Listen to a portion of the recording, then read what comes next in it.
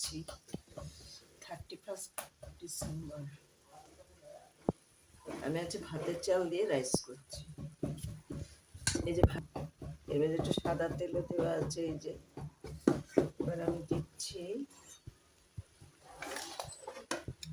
এখানে আমার রসুন ভাজা, এখানে আমার রসুন গাছ ভাজা, পেঁয়াজ ভাজা, তেল দিলাম,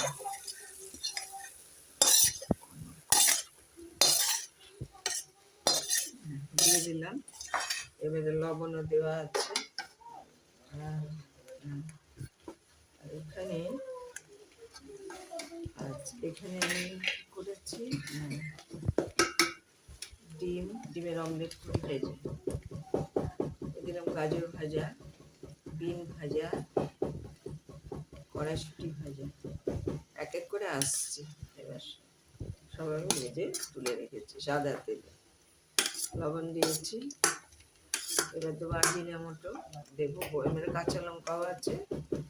এবার আমি দিয়ে দিচ্ছি সমস্ত ভাজা। ক্যাপসিকামটা হালকা ভেজেছি সব।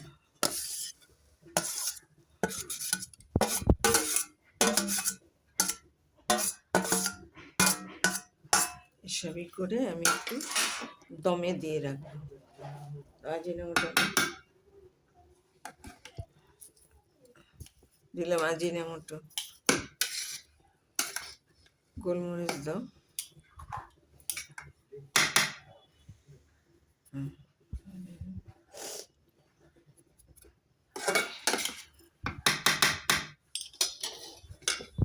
আবার একটু আমি দমে দিয়ে দিলাম, কেননা হয়ে গেছে। তবে সমস্ত মশলার রসটসগুলো ভাতের মধ্যে ঢুকবে, তো এই জন্য। আর পরে আমি আবার আরেকটু উল্টে পাল্টে দেবো, দরকার হলে একটু ভাত তুলে নেবো, নিয়ে আবার আরেকটু। এখন এর ভিতরে পুরো রসটস ঢুকবে। গোলমরিচও দিয়ে লবণও দিয়ে দিয়েছি পর্যাপ্ত।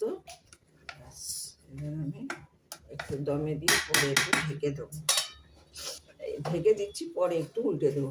ভিডিওটা ভালো লাগলে লাইক করুন, শেয়ার করুন, আমার পাশে একটু থাকুন। তখন মাংসটা দিতে ভুলে গিয়েছিলাম। এবার আমি মাংসটা দিয়ে দিচ্ছি, অর্ধেকটা দিচ্ছি তলায়, আবার অর্ধেকটা ওপরে।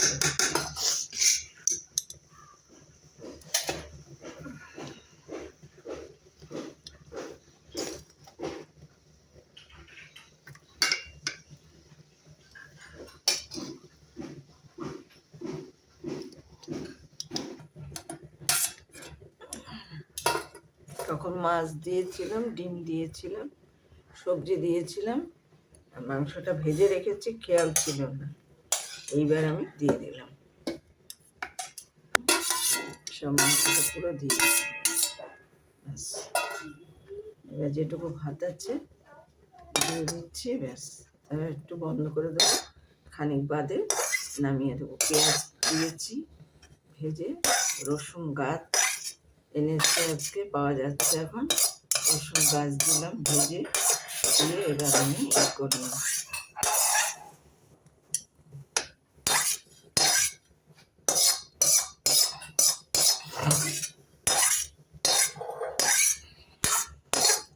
ভিডিওটা ভালো লাগলে লাইক শেয়ার করবেন, আমার পাশে একটু থাকবেন। শেষ করলাম।